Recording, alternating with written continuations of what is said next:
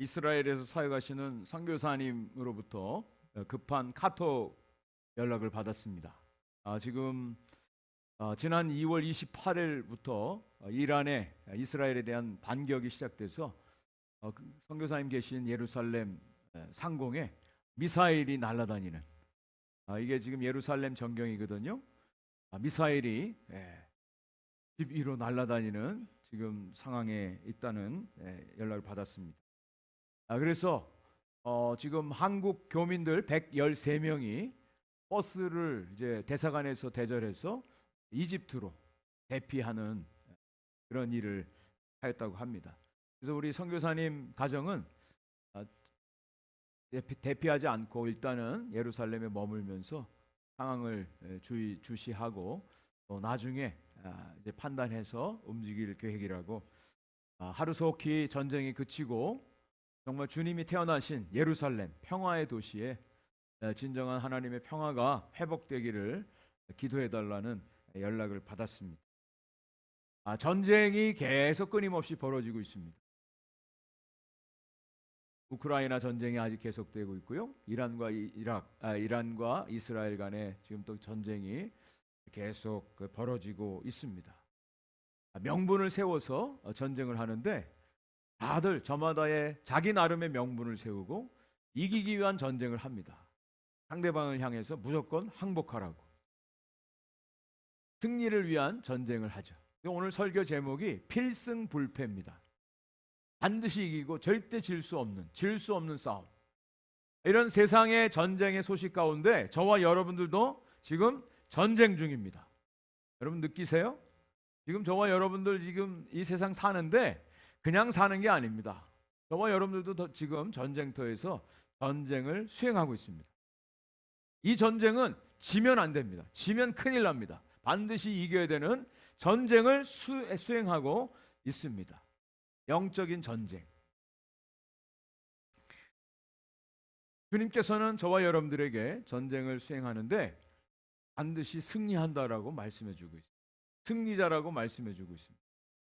우리가 물론 열심히 나가서 싸워야 됩니다. 우리도 깨어서 전쟁을 수행해야 되는데 저와 여러분들의 전쟁은 이미 승리한 전쟁이에요. 왜냐하면 주님께서 이미 승리하셨기 때문에 우리는 승리자로 살아갑니다. 근데 중요한 것은 이것을 실제적으로 느끼고 이것을 믿고 살아가는 사람이 있는가 하면 그것을 전혀 믿지 못하고 살아가는 사람들도 있다는 거예요. 전쟁은 하기 전부터 이미 승패가 나뉘어지게 되어 있습니다. 이미 우리는 주님께서 승리하셨기 때문에 나는 승리자야, 승리의 믿음을 가지고 살아가는 사람이 있는가 하면 싸워봐야 알지, 이길 수도 있고 질 수도 있어 라고 하는 의심 가운데 살아가는 사람도 있다는 거예요.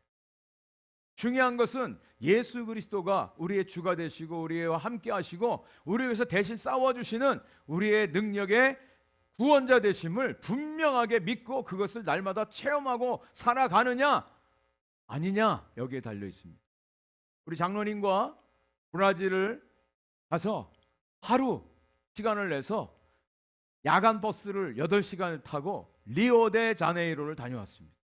그 유명한 리오데자네이로, 세계 3대 미항. 거기에 뭐가 있죠? 예수상이 있어요. 많은 사람들이 그곳에 왔어요. 저희들도 그곳에서 사진을 찍었습니다. 높이가 30m, 예수님 양팔 길이가 28m. 1931년에 세워진 이 예수상 유명하죠. 수많은 사람들이 옵니다. 1년에 400만 명이 온답니다. 평일날 갔는데도 사람들이 많았어요. 그런데 이야기를 들어보니까 주말에는 거기 입장하는데도 몇 시간, 들어가서 사진 찍고 하는 게 너무너무 어렵다는 거예요. 제가 그때 딱 드는 생각이 있었어요. 이 사람들이 여기 왜 왔을까? 왜 왔을 것 같습니까? 왜 왔죠? 예수상 보러 왔어요. 어떤 믿음으로? 예수상이 있다라고 하는 것을 알고 믿기 때문에 찾아온 거예요. 돈 들여서. 그런데 제 마음 가운데 그런 생각이 드는 거예요. 이 사람들이 예수상이 그곳에 있다는 것은 믿고 여기까지 왔는데 진짜 이들의 삶 속에 예수 그리스도가 계시다라고 하는 것을 믿는 사람이 몇 사람이나 될까? 리오데자네이루에 가면 예수상이 있다는 것을 사람들이 알고 믿고 거기 갑니다. 저와 여러분들은 정말 예수 그리스도가 계시고 살아계시고 우리와 함께 하심을 믿으십니까? 믿고 사는 사람과 그렇지 않은 사람의 삶은 완전히 다른 삶을 살게 되어 있습니다.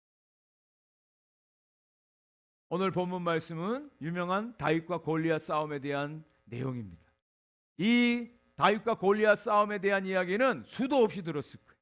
어릴 때부터 주일학교, 여름 성경학교 하면 단골 메뉴 아닙니까? 다윗과 골리앗. 교회 안 다니는 사람들도 이 이야기는 너무너무 잘 압니다. 상대가 안 되는 큰 사람과 보잘것없는 작은 사람의 싸움을 비유할 때 다윗과 골리앗의 싸움이라고 세상 사람들이 더 많이 알고 인용을 합니다. 여러분, 그런데 그저 약한 자가 강한 자를 이긴다, 그런 이야기로 성경에 기록되었을까요? 그것은 세상 경영학 책이나 자기계발서에 얼마든지 많이 등장하는 이야기거리일 것입니다. 그런데 이 이야기가 성경에 기록되어 있다는 거예요. 성경에 기록되어 있다라고 하는 것은 여기에 하나님의 놀라운 뜻이, 교훈이 있다는 것입니다. 그것이 무엇일까요? 저는 우리 하나님을 믿는 백성들에게 승리의 비밀이 있다, 승리의 원리가 있다, 필승불패의 질 수 없는 싸움을 우리는 하고 있다, 승리자로 살아간다 라고 하는 하나님의 놀라운 비밀의 원리를 저와 여러분들에게 선물로 주시는 것이라 믿습니다. 우리는 그것을 오늘 발견하기를 원해요. 필승불패의 원리가 무엇인가? 첫 번째, 싸움의 대상을 바로 정하고 싸우라는 것입니다. 싸움의 대상을 바로 정해야 돼. 아무하고 싸우면 안 된다는 거예요. 블레셋이 공격해 왔습니다. 블레셋은요, 에베스 담밈이라고 하는 곳에 진을 쳤어요. 에베스 담밈이라고 하는 곳에 블레셋 군이 진을 쳤어요. 또 이스라엘 백성들은 소고라는 곳에 진을 쳤습니다. 그 앞에 엘라 골짜기가 있어요. 엘라 골짜기, 깊은 골짜기가 되어 있습니다. 여기서 이제 전쟁을 벌이는 것입니다. 블레셋 군대에 싸움을 이끄는 자가 있어요. 선봉장이라고 하죠. 골리앗이 나와서 이스라엘 백성들을 향해서 나하고 상대할 사람 한 사람 뽑아서 내보내라. 다 싸울 것 없다. 1대1로 맞짱을 뜨자. 여러분, 맞짱 뜨는 거 아세요? 학교 일진들이, 야 나와봐, 이 교실에 이 학년의 짱이 누구야? 나와, 나하고 한번 뜨자. 맞짱 뜬다 그러죠. 1대1로 하는 거예요. 그런데 실제적으로 역사적으로 보면 헬라식 싸움의 방법입니다. 헬라 군대가 다른 민족을 정복할 때 대표를 내보내서 1대1로 싸워서 그 이긴 편이 다 이기는 거예요. 골리앗 장군이 나서서 이제 싸움을 도둡니다. 골리앗의 키가 9피트, 2m 90. 우리 한국의 유명한 거인 김홍만이라고 하는 선수가 있는데 2m 17이에요. 그 2m 17도 작아요. 다윗은 그 당시에 키를 성경학자들이 이제 이야기하는 것으로 따지면 1m 60. 아주 작은 소년이죠. 그런데 골리앗은 장대한 거인입니다. 2m 90에 가까운. 거기에다가 놋투구를 썼습니다. 놋 갑옷을 입었습니다. 갑옷 무게가 57.5kg. 그리고 놋 각반을 차고요. 놋 단창을 가지고 있고 창을 가지고 있는데 창 자루만 7kg에 무게가. 완전 무장을 했습니다. 거기다가 골리앗을 위해서 전용으로 방패를 막아주는 방패든 자가 앞에 항상 동행을 하고 있습니다. 이 골리앗이 나와서 이스라엘 아무나 나와, 나하고 싸우자.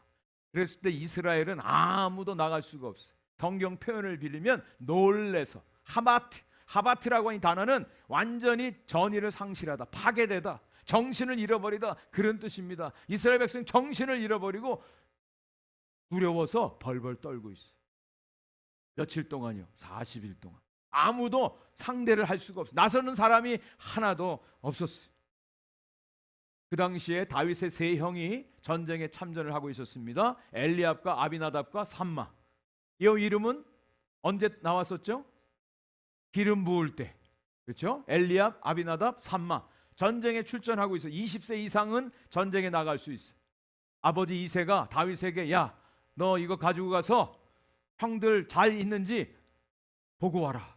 그리고 치즈는 천부장에게 주고 그 증표를 받아와라. 아버지가 다윗을 시켰습니다. 그래서 이제 다윗이 전쟁터에 갔습니다. 그러면서 이야기를 들어보니까 이스라엘 백성 중에 저 골리앗을 물리치는 사람들에게 많은 재물과 또 왕의 사위가 되는 자격과 면세 혜택을 준다. 그런 얘기가 있는 거예요. 정말 그러냐? 그러면서 저 할례 없는 저 골리앗을 내가 한번 싸우겠다.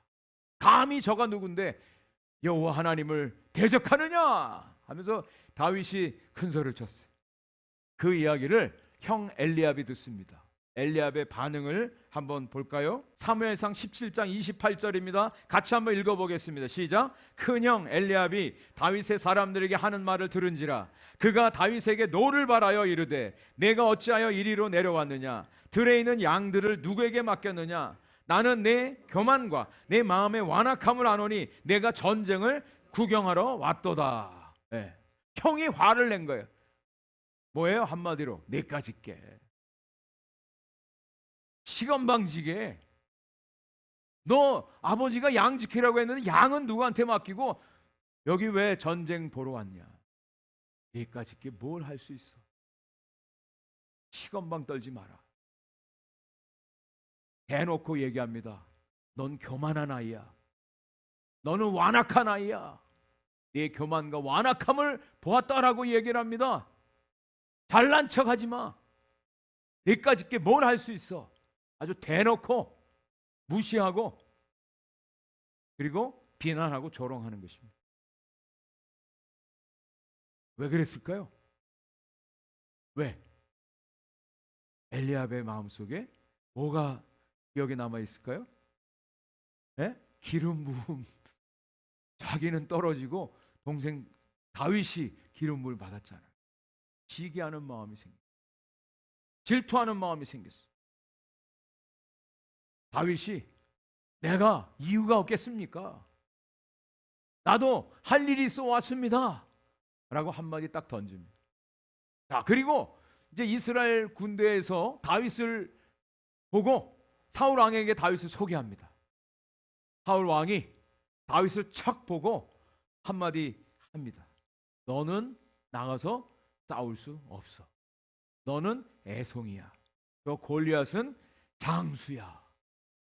아니 지금 이스라엘과 블레셋이 싸우는데 한 사람은 나가서 싸워야 되지 않습니까? 그런데 호기롭게 다윗이라고 하는 이 소년이 나가서 싸우겠다는데 척 보고 너는 아니야.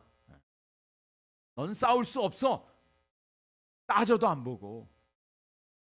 이것을 가리켜서 우리는 애무시라고 하죠. 무시한 거예요. 겉모습만 보고 무시한 거예요. 부정적인 이야기를 한 거예요. 뭔가 좀 하려고 하는데 옆에서 제일 잘하는 사람이 너는 안 돼. 내까짓게 뭘 해. 너는 할 수 없어.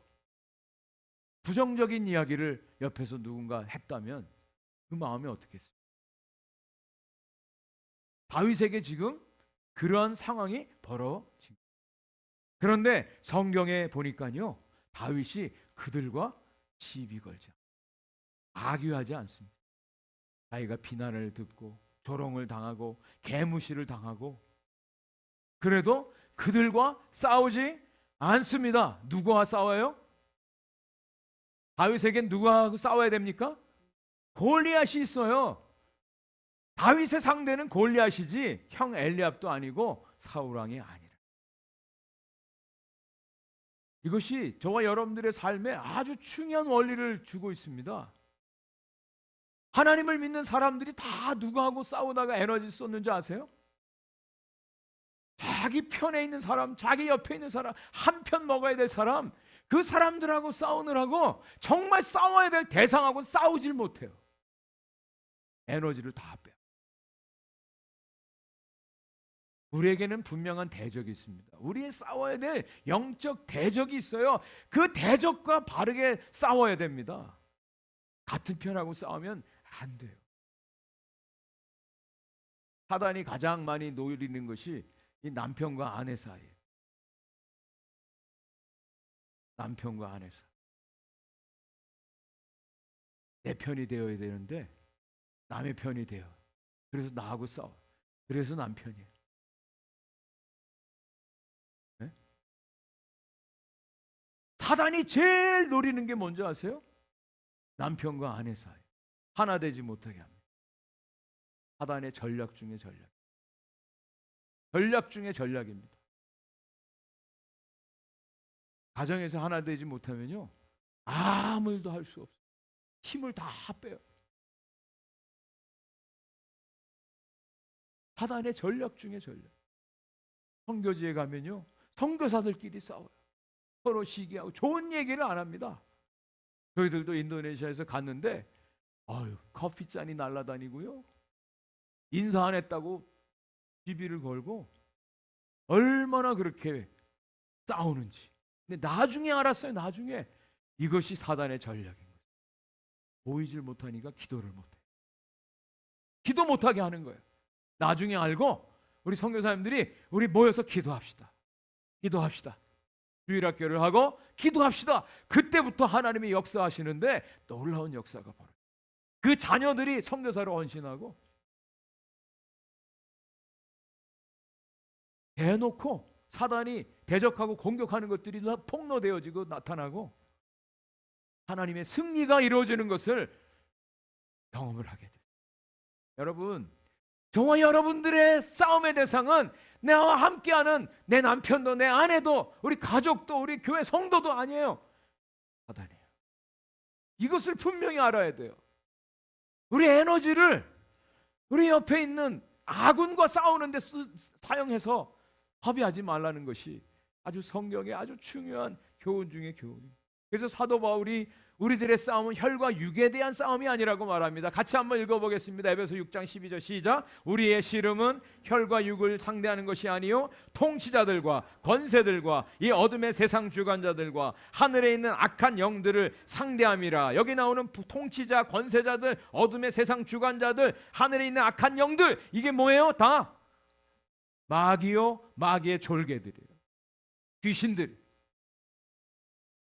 우리 교회 성도님들 그런 분이 없죠? 마귀, 사탄, 귀신은 삼위일체다 뭐 이렇게 얘기하는 분은 없죠? 무식한 얘기입니다. 여러분, 마귀와 사탄은 같은 존재예요. 그죠? 같은 존재예요. 그리고 불의는 영들이 귀신들이에요. 귀신들이 얼마나 역사하는지 몰라요. 졸개들이 얼마나 많이 활동하는지 모릅니다. 가장 성실한 존재가 뭐라고요? 귀신들이에요. 잠도 안 자요. 얼마나 마음을 도둑질하고 마음을 갈라놓고 싸우게 하는지. 저와 여러분들의 싸움은 혈과 육에 대한 것이 아니라는 거예요. 우리 보이는 성도가 아니고 보이는 가족이 아니고 눈에 보이는 어떤 사람들이 아니라 그 뒤에서 역사하는 사단이라고 하는 것을 우리가 분명히 볼 수 있어야 돼요. 영적인 눈을 떠서 분별력을 가지고 우리가 무엇을 대적해야 되는지를 알아야 된다는 거예요. 그렇지 않으면요, 날마다 교회가 모여서 자기들끼리 싸워요. 아무것도 못합니다. 선교 아무것도 못해요. 예배 자기들끼리 싸우면서도 무슨 예배를 드려요? 성경은 뭐라고 말합니까? 예배 드리기 전에 뭐부터 하고 오라고? 화목하고 와서 제물을 드리라고 성경 분명히 말씀하고 있어요. 하나 되지 못한 가운데 무슨 예배를 드립니다? 무슨 예배를 드립니까? 하나됨입니다. 하나됨. 하나님이 그 예배를 받으실 만한 예배. 그래서 사도 바울이 빌립보서 2장 3절 4절에 이렇게 말씀하고 있어요. 아무 일에든지 다툼이나 허용으로 하지 말고 오직 겸손한 마음으로 각각 자기보다 남을 낫게 여기고 각각 자기 일을 돌볼 뿐더러 또한 각각 다른 사람들의 일을 돌보아 나의 기쁨을 충만하게 하라. 요 말씀 다음에 나오는 말씀이 뭐냐? 너희는 곧 이 마음 예수 그리스도의 마음. 우리 크리스찬들의 마음은 예수님의 마음이에요. 예수님의 애티튜드, 예수님의 자세요. 그러기에 우리가 꼭 해야 될 것은 다툼이나 허용으로 하면 다른 사람과 시기하는 마음, 다툼, 경쟁의식 속에 또 나를 과시하려고 하는 마음으로 하면 안 돼. 나를 돌볼 뿐 아니라 다른 사람들을 돌보고 위로하고 격려하고 세워주라고 말씀하고 있습니다. 이것이 곧 예수 그리스도의 마음. 우리가 왜 교회에 모이는 줄 아세요? 예배드리고 예수님 닮아가는 거예요.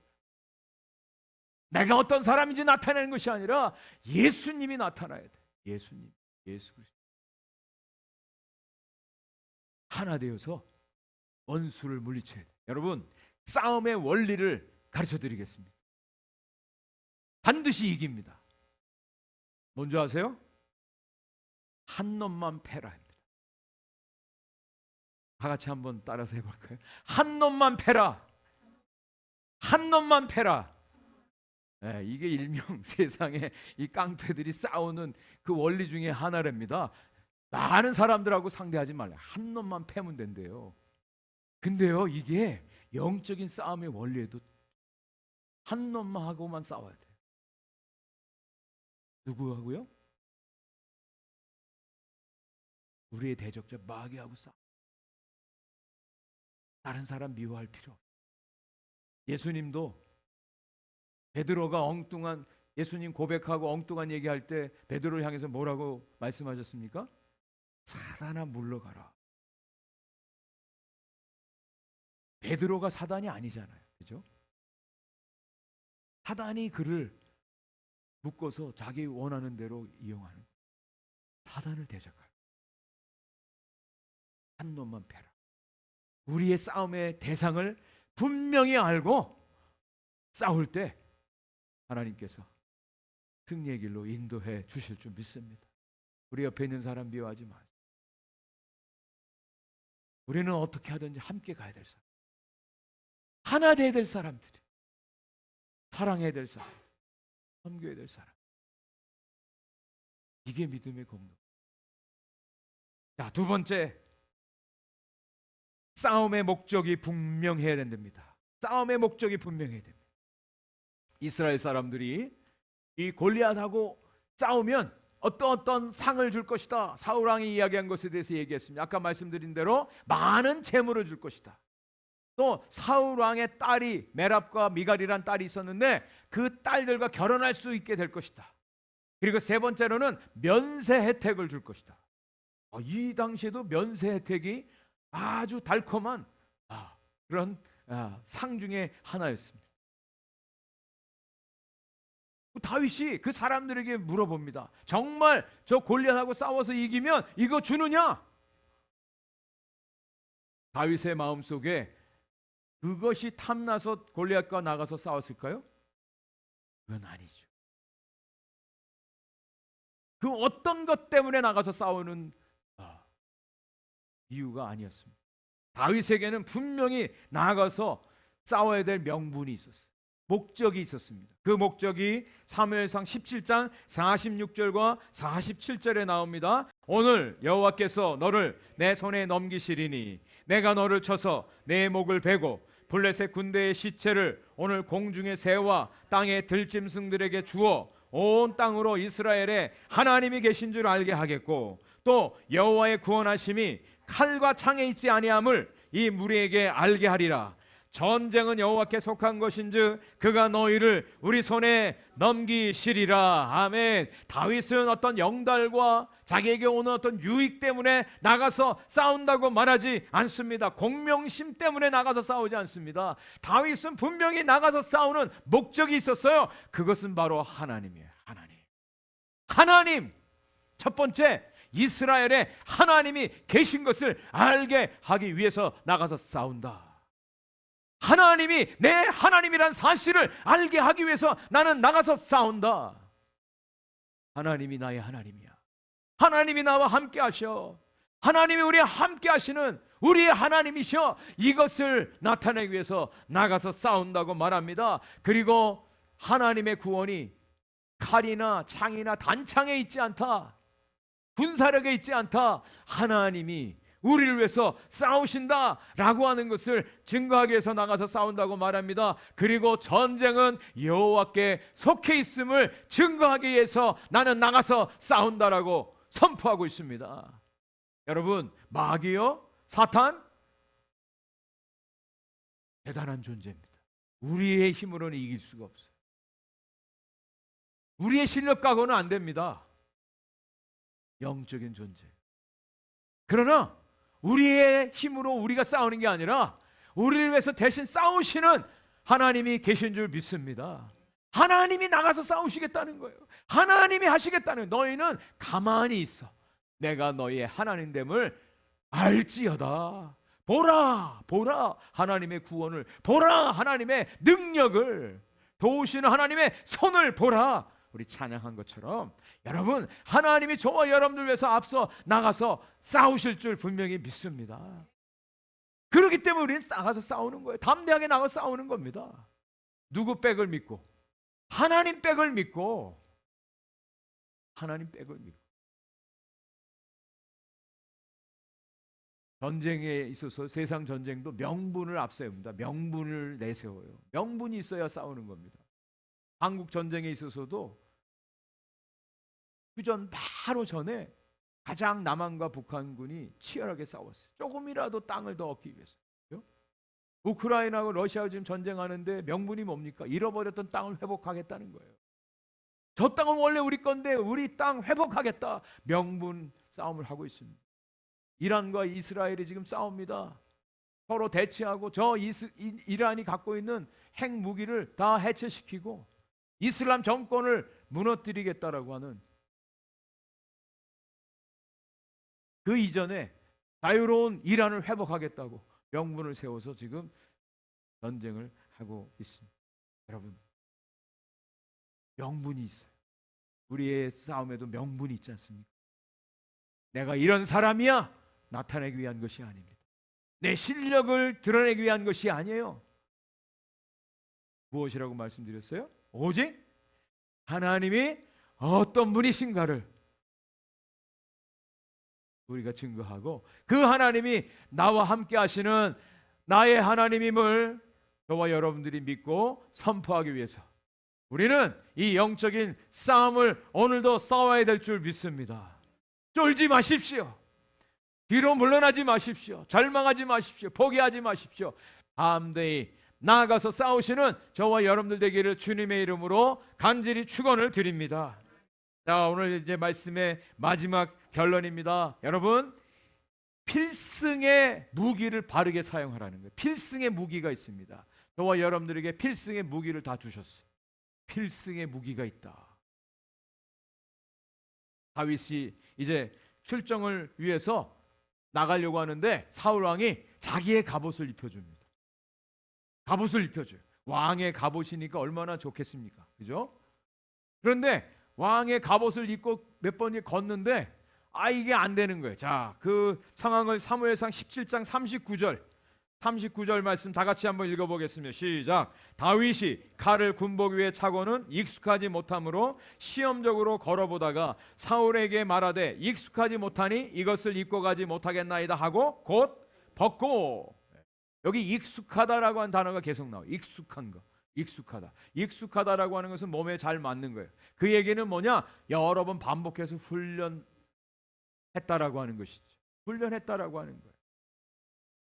사울의 갑옷을 입었는데 이 키가 작은 다윗에게 어울리질 않아요. 걸을 수도 없어요. 자유롭지 못합니다. 그래서 그것을 곧 벗고 벗어 던져요. 다윗에게 익숙한 게 뭐였죠? 물맷돌 아닙니까? 물맷돌, 짱돌, 이른바 짱돌, 물맷돌. 실제적으로 그 지역 엘라 골짜기에는 매끄러운 작은 돌멩이들이 많답니다. 거기에서 5개를 딱 주워서 주머니에다 넣고 이제 골리앗 앞으로 달려 나아가는 거예요. 다윗에게 있어서 익숙한 것은 갑옷이 아니었어요. 다윗에게 익숙한 것은 바로 이 물맷돌이었다. 저와 여러분들에게 있어서 익숙한 것들이 있어요. 잘하는 것이 있어요. 잘 훈련된 것이 있다라고 하는 것입니다. 각 사람마다 이게 다를 수가 있어요. 이것을 가리켜서 우리는 은사라고 말합니다. 은사. 내가 좋아하고 잘할 수 있는 거, 하나님이 나에게 주신 거, 또 그것을 개발하기 위해서 훈련한 거, 내가 익숙하게 할 수 있는 거, 이것을 우리가 사용해야 된다라고 합니다. 은사를 활용해서 영적인 싸움을 싸워야 됩니다. 그래서 은사에 대해서 성경에 고린도서 13장과 로마서 12장에 나와 있습니다. 여러 가지 다양한 은사들이 있잖아요. 기도의 은사가 있습니다. 말씀의 은사가 있습니다. 영분별의 은사가 있습니다. 섬김의 은사가 있습니다. 가르치는 은사가 있습니다. 지도력의 은사가 있습니다. 방언의 은사가 있고요. 다양한 은사들이 있어요. 그 은사들을 가지고 영적인 싸움을 나가서 싸우라는 거예요. 내 몸에 맞지 않는데, 익숙하지 않는데 하려다가 넘어지는 경우들이 상당히 많습니다. 여러분에게 주신 하나님이 주신 은사들이 다 있어요. 은사 없는 사람들은 없습니다. 은사 없는 사람들은 없어요. 이 은사들을 또 잘 연마해야 돼. 훈련해야 돼. 이른바 이것이 필살기입니다. 필살기. 네. 여러분 잘 하시는 것들을 개발해야 돼. 훈련해야 돼요. 그래야 그것을 가지고 영적인 싸움을 싸울 수 있고요. 하나님의 나라를 위해서 사용할 수가 있습니다. 어떤 분들은 다른 사람을 잘 말씀으로 설득해. 그리고 인내심을 가지고 잘 들어줘. 그 사람들을 잘 세워주는 그런 은사를 가지신 분들이 있어요. 자, 어떤 분들은 빠른 판단력을 가지고 분별력 가지고 재빠르게 행동하는 분들이 있어요. 이것도 은사예요. 또 어떤 분들은 영적인 안목을 가지고 하나님이 주신 상황을 가지고 깊이 기도하고 영적으로 바른 길을 제시하는 그런 분들도 있어요. 또 어떤 분들은 말씀을 잘 활용해서 적재적소에 그 말씀을 사용하는 분들도 있어요. 우리 성도님들 다 각자 은사들이 있어요. 은사들이. 여러분 그 은사들을 개발하십시오. 더 열심히 단련하고 훈련해서 하나님의 이 영적인 전쟁에서 사용할 수 있어야 됩니다. 그런데 물론 다윗이 물맷돌 하나 가지고 골리앗을 물리친 것이 맞습니다. 익숙한 거 가지고 했어요. 다윗이 물맷돌 하나 가지고 골리앗을 물리쳤다. 그냥 이것으로 성경이 끝난다면 이것은 한낱 그냥 무용담에 그치고 말 것입니다. 성경은 이것을 이야기하려고 하는 것이 아니에요. 그것 가지고는 안 된다는 거예요. 다윗에게 있어서 정말 골리앗을 이길 수 있었던 가장 중요한 요소가 있습니다. 저와 여러분들의 가장 확실한 필살기, 그것이 무엇일까요? 여호와 하나님의 이름. 여호와 하나님의 이름. 자, 우리 사무엘상 17장 45절 말씀 우리 같이 한번 읽겠습니다. 시작. 다윗이 블레셋 사람에게 이르되 너는 칼과 창과 단창으로 내게 나아오니와 나는 만군의 여호와의 이름 곧 내가 모욕하는 이스라엘 군대의 하나님의 이름으로 내게 나아가노라. 아멘. 아멘. 네, 여러분, 저와 여러분은 혼자가 아니라 이거 꼭 기억하시오. 우리는 혼자가 아니에요. 우리 하나님이 함께 주십니다. 우리 하나님이 나와 함께 해주시고 내 앞서 나가 싸우시고 하나님이 이기세요. 여호와 하나님의 이름. 그냥 이름은 추상적인 어떤 영향력이나 힘 그 정도가 아니에요. 영적인 실제입니다. 영적인 실제, 존재입니다. 하나님이 저와 여러분들과 함께 하십니다. 이걸 날마다 우리들의 삶 속에서 경험하는 거예요. 이것이 신앙생활이에요. 얼마나 멋지고 신나는 신앙의 여정인지 모릅니다. 저는 우리 오픈도어의 성도님들이 이 하나님, 살아계신 하나님, 능력의 하나님이 정말 우리와 함께 하심을 날마다 순간마다 체험할 수 있기를 간절히 축복합니다. 이게 능력이에요. 이게 능력이에요. 만약에 예수를 믿고 교회를 다녀도 이것을 경험하지 못한다면 가장 불행한 사람. 가장 불행한 사람. 그게 실제인데, 그게 능력인데, 그게 승리인데.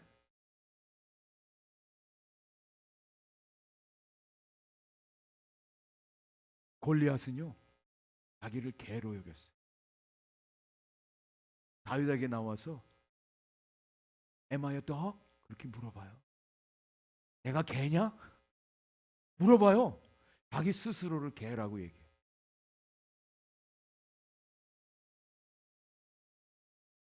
이스라엘 백성들이 가나안 땅에 들어가려고 정탐하는데 스스로를 뭐라고 생각했어요? 메뚜기라고 생각. 메뚜기 신드롬이에요. 이른바. 우리 스스로가 나는 메뚜기야. 또 골리앗처럼 나는 개야. 이렇게 생각하면 정말 싸울 수가 없어요. 근데 저와 여러분들이 정말 여호와 하나님이 나와 함께 하시는 하나님의 능력의 사람이다 라고 믿고 나아갈 때 우리 하나님께서 멋지게 승리하실 줄 믿습니다. 우리가 잘나서가 아니죠. 하나님이 승리하시는 거예요. 우리는 거기에 동참하는 것입니다. 그래서 베드로 사도가 이 마귀에 대해서 우리에게 도전하고 있습니다. 같이 한번 읽어보겠습니다. 시작. 근신하라 깨어라 너희 대적 마귀가 우는 사자같이 두루다니며 삼킨 자를 찾나니 너희는 믿음을 굳건하게 하여 그를 대적하라. 마귀가 어떻게 지금 돌아다닙니까? 우는 사자같이 삼킬 자를 찾아서 돌아다닌대요. 근데 놀라운 것은요, 동물학자의 이야기입니다. 이 사자가 막 포효하고 큰 소리로 우는 것은요, 주로 이빨 빠진 사자들이 그렇게 한대요. 네, 동물학자 이야기입니다. 이빨 빠진 사자, 겁낼 것 없다는 거. 주님이 분명히 말씀. 걱정하지 마라, 염려하지 말라. 너희는 그를 대적하라. 대적하라, 대적하라. 대적하시기 바랍니다. 우리 사람들은 거꾸로 하죠. 하나님을 대적하고 마귀를 경외하는 일이 얼마나 많아요. 네? 상대를 여러분 착각하지 마세요. 바꿔서 행하지 마세요. 하나님을 경외하고 마귀를 대적하시기. 이번에 우리 장로님하고 브라질 가서 김혜란 선교사님 선교지에 방문을 했는데요. 남편 되시는 김선웅 선교사님 묘지입니다. 3년 전에 김선웅 선교사님이 심정지가 와서 하나님의 부르심을 받았어요. 토요일 날 밤에 책기가 있다고 체했다고 그래서 막 손도 따주고 마사지도 해주고 병원에 갈까? 그런데 그때 밤에 가면 병원에 의사가 없답니다. 브라질이 시골이기 때문에. 그래서 참고 날 밝으면 병원 가자고. 그리고 주무셨대요. 근데 다음 날 아침에 이 김선웅 선교사님 못 깨난 거예요. 갑자기 세상 떠나. 얼마나 충격적이었어요. 그런데 이 김혜란 선교사님한테 사단이 계속해서 뒤에 대고 속삭이더래요. 야, 너는 내 남편 병원에 가자고 하는데 병원에 안 데리고 갔잖아. 얘가 내 남편 죽인 거야. 넌 살인자야. 그런 얘기가 막 들리더라는 거예요. 그 얘기를 듣고 처음에 김혜란 선교사님이 자기도 모르게 깊은 심연으로 빠져들어가는 거예요. 그리고 내가 살아서 뭐 하나? 난 정말 살인. 그냥 나도 죽자. 그런 데까지 들어. 그런데 그때 하나님께서 김혜란 선교사님에게 환상을 하나 보여주더래요. 넓은 푸른 바다가 있는데 거기에 널판지가 하나 띄어져 있더래요. 거기에 그렇게 써 있더래요. 모든 생명은 하나님의 손에 달려 있다. 이런 글자가 확실하게 써 있는 것을 보게 돼요. 그리고 하나님께서 기도하는 중에 김혜란 선교사님에게 그런 얘기를 해주더래요. 내가 내 남편 죽인 거 아니야. 내 남편이 그날 병원에 갔어도 그날 그 남편 내가 데려오려고 했어. 모든 수단을 다 해도 그날 내 남편 김선웅 선교사 내가 내 품에 데려가려고 해. 그렇게 말씀해 줘. 하나님의 뜻이라. 하나님의 절대 주권이라. 그때 이 김선홍 선교사님이 바로 소천하기 전에 몇 달 전에 남매가 있는데 두 아이를 다 결혼시킨 거예요. 아들은 저 인도네시아 선교사님 딸을 저 멀리에서 공수에다가 결혼시키고, 그 딸은 브라질 사람 너무너무 잘생긴 이골이라고 하는 브라질 청년하고 결혼까지 시키고, 그리고 김선홍 선교사님이 그랬다는 거예요. 사역도 너무너무 활발하게 잘 되고 나는 너무 행복해. 너무 행복하다고 그런 이야기를 막 했다는 거예요. 그때 하나님이 데려가신다. 박수 칠 때 떠나란 말처럼 정말 행복하고 아름다운 사역이 이루어질 때 하나님께서 정말 멋지게 하나님 품에 불러가셨노라. 그것을 하나님으로부터 음성을 듣고 확신이 생기니까 김혜란 선교사님이 남편 돌아간 지 2주 만에 사역에 복귀해서 학교와 교회 성도들 만나고 사역을 열심히 하기 시작했다는 거예요. 성도들이 오히려 깜짝 놀라서 괜찮냐고. 정말 그 김혜란 선교사님의 모습을 보고 성도들이 믿음이 무엇인지를 보게 되었고, 하나님의 사람의 모습이 어떻게 살아야 되는지를 당신을 통해서 내가 배우게 되었습니다. 그런 고백을 하더라는 거예요. 여러분, 마귀는요 우리를 대적하기 위해서, 넘어뜨리기 위해서 계속 속삭이고 유혹하고 너무 공격합니다. 그러나 우리 하나님이 이미 승리하셨습니다. 이 믿음을 가지고 당당하게 이번 한 주간 남은 생애 승리자로 절대로 패할 수 없는 승리의 싸움을 싸우시는 우리 모든 성도님들 다 되시기를 주님의 이름으로 간절히 축원을 드립니다.